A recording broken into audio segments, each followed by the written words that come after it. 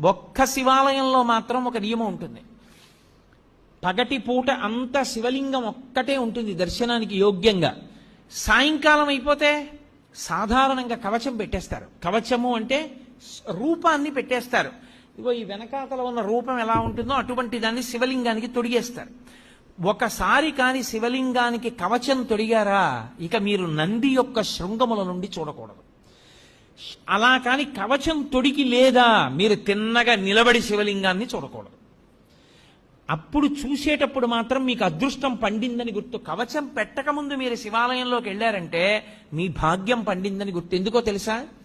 ఈ సమస్త ప్రపంచమునందు కేళి చేసే శివస్వరూపం దర్శనం అవ్వాలంటే నందీశ్వరుడికి ఆయన ఇలా ఉంటే మీకు ఎడం పక్కన నంది ఉండేటట్టుగా వచ్చి మీ ఎడం చేత్తో ఆయన యొక్క